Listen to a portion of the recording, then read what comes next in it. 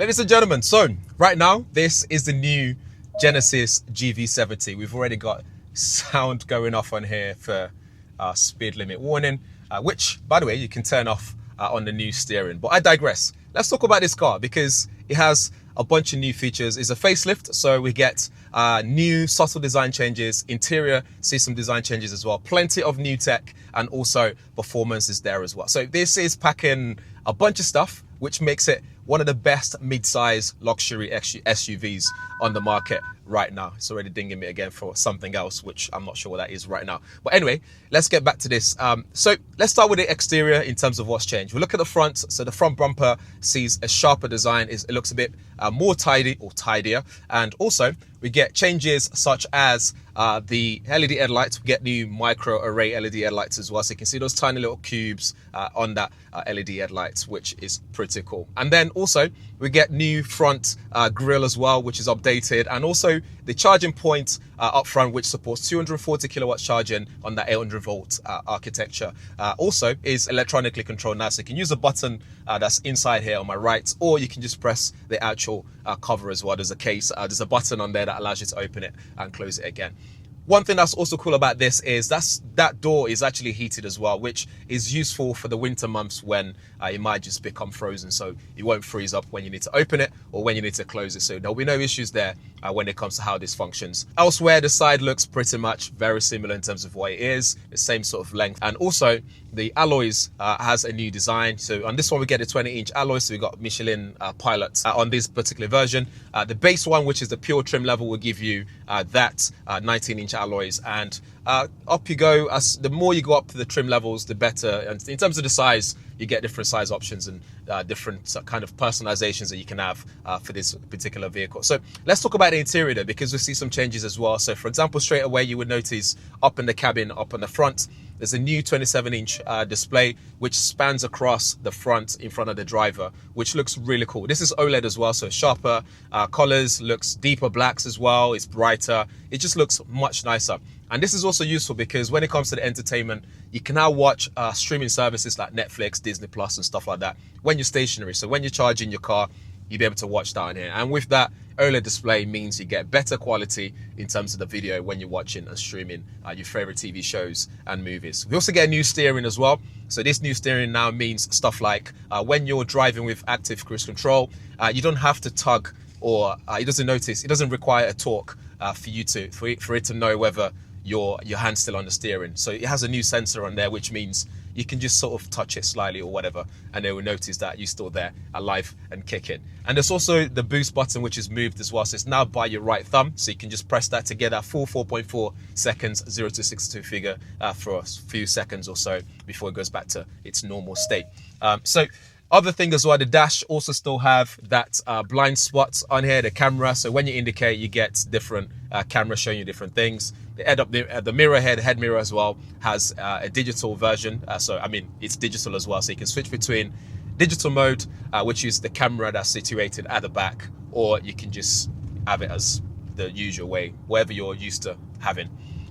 Elsewhere as well, they've changed some of these areas. So we have a lot of touch capacitive situation, haptic feedback situation with the climate control here. We've got two dials here, one for the gear shifting, one for the controlling the menu and stuff like that. And then we have a wireless charging here, Qi wireless charging. There's also a UV light here as well to help with sanitization, so when it comes to germs and stuff like that. So you have to get a pack to be able to have that. I think it's like, I can't remember what the pack name is, but I'll mention it down the line. But that pack will allow you to have that, so it works really well. And then underneath the armrest, we have two USB-C ports there, so you can charge your devices up very quickly. But overall on the front, it looks very good. And with this particular trim level, which is the luxury one, this is the top, the creme de la creme, you would get B&O sound system, which sounds absolutely fantastic in this car as well. And then when we talk about this operating system here, this infotainment system, it supports Apple CarPlay, Android Auto, both wirelessly. And with that, you'll be able to use your maps and all that usual stuff that you probably already do on your phone. There's also things like mood, curator, and a bunch of stuff in here to make it nice and serene. So that pack, actually, I remember that's called Serenity Pack. But yeah, back to the screen, you get a bunch of option there to modify it. You got loads of safety options like lane departure, camera and laser here, making sure that you're alert as well. So front collision warning, all that kind of stuff. You have head-up display as well. And then the instrument cluster can be modified to look different ways. And we have a new function on there as well that allows you to basically shift gears. It's like, it's fake. It's just there to give you a sense of your shifting gear. So you can use this energy recuperating paddle shift there for actually changing or shifting gear, pretending that you're shifting gears, which is kind of cool actually. And with that as well comes with sound. So the sound changes as you're changing it and stuff like that. It'll limit the way that it goes. There's a rev counter as well. It's kind of smart and intelligent the way they've done it. And I think some people will like it, but it's probably not something that I would use personally. There's also active noise cancellation in here, which means it's so quiet in here. You close your windows and stuff, and it's just nice and serene in here. It's nice and quiet. I love it. And you can just drive for long periods of time, and you just feel nice and comfortable in here. There's no issues. This quilted seats, extras as well. So you have to pay extra for this pack, but it's nice and comfortable. I love the stitching on it. I love the finishing on it. It looks really good. You can change the colors of the ambience in here as well. So ambient lighting wraps around the front, so you can change that and modify it to suit your preference. On the back, nice and spacious as well. We get touch capacitive climate control at the back. 2 USB-C ports is there for you as well. You can recline the back seats, which is kind of nice for long periods, long journeys, you know. You get nice and comfortable.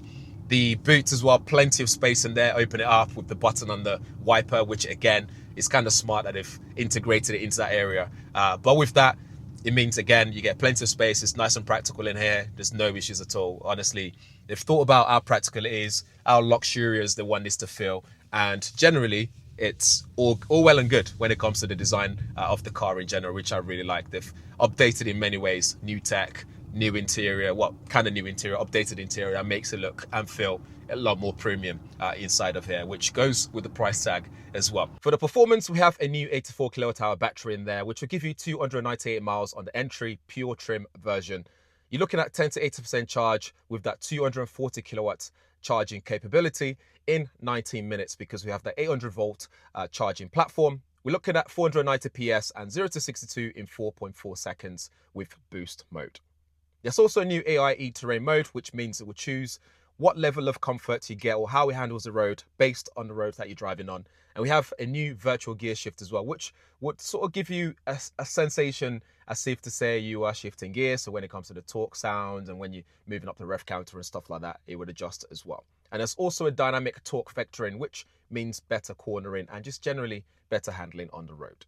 The pure version will set you back around £65,915 on the road price, which is an £800 increase from before, but you get more equipment in there as standard. Stuff like heat pump, 19-inch alloys are a standard. Then we get the dynamic, which is £70,715, gives you 20-inch alloys, head-up display, blind spot, monitoring in the dash with the cameras. We have remote smart parking and highway drive assist as well with lane change, which is pretty cool. And you get all that with the luxury pack or luxury trim, which is £74,915, which gives you active road noise cancelling, which is pretty cool. B&O sound system with Dolby Atmos, you're talking 15 speakers, panoramic sunroof and laminated rear windows. All the trim levels comes with vehicle to load, which means you can charge other devices using the car. You have different packs like Serenity Pack, Napa Leather Pack, you have Sunroof Pack, Comfort Pack, and white calipers as well, which we're seeing on this particular trim one, which is the top level of the luxury trim level. For personalization, you can choose up to 12 colors. There's also new colors available as well. And interior, you can choose from 3 options from black, blue, and brown. So this one has the blue option. Let's talk about the way that this drives in terms of the dynamics. So we get torque vectoring in here, which is good for cornering. So when you're going around bends as well, bends and stuff like that, especially around this countryside, it's really good and responsive. It actually feels kind of agile for such a big, heavy vehicle, which is really good. It's good at handling as well. No problems there at all. It's very comfortable. So it's got a system in there that will intelligently see the road ahead and make sure that, you know, when it hits speed bumps and stuff like that, it's nice and easy. It's just eases into it, eases out of it, and it just feels really comfortable. So you don't get that sudden boom, boom, that kind of stuff. You also get different drive modes as well. So for example, this dial here will allow me to go from eco to comfort and also sport mode.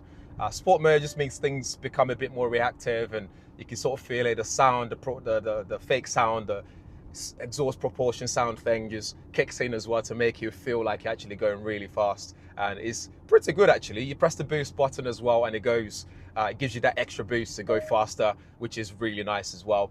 Nice amount of torque, not too much, and it pushes you to the seat, especially in that boost mode, which I kind of like. It's fun to do every now and then. It's not something I'll probably use all the time, but yeah, it's there, which isn't too bad. Turning circle is good as well, as I'm just trying out there on that mini roundabout, which isn't too bad.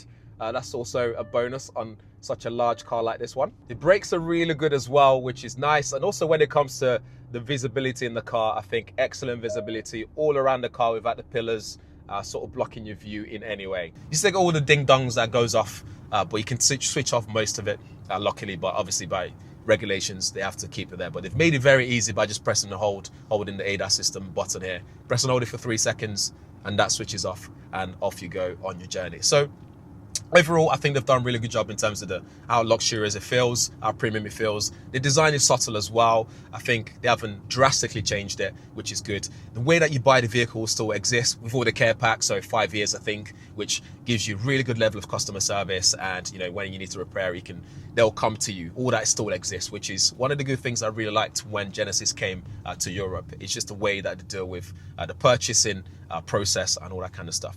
If there's anything bad I've got to say about this car, would be, for example, the price tag. I think the price tag is up there.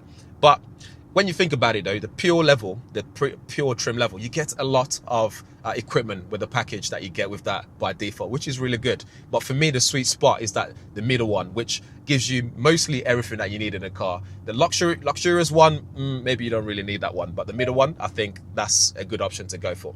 So it's kind of pricey. So I don't know, price versus range as well. I think the range could be better, especially for a big, large vehicle like this that's heavy as well. It could be better, but I think the way that you sort of counter that is the fact that you get a really fast charge system here. You know, 19 minutes, 10 to 80%. It's pretty decent if you can find the charging station that can handle that. That is, and obviously with that as well, it means you're gonna pay. You're gonna end up paying a bit more when it comes to how much. If you're going to be charging faster, you're going to have to pay just a tad bit more compared to your regular charging stations. But I think overall, really fantastic car. It's very nice in it, and honestly, it's so quiet. It's just like there's barely any road noise as well. I think they've done really well there. Even with the big mirrors, it handles it very well. I think it's really good. For me, it gets a really good big thumbs up. Besides that price tag, which I'm not sure if I'd spend that much money on this particular car. But over to you though. Let me know what you think. I think it's good. It's good. It's a great car. It's a great car. Let me know what you think in the comments below. And if you have any questions, drop them there as well. And if there's anything I've missed out, it'll be on the screen. And yeah, thanks for watching. See you in the next one.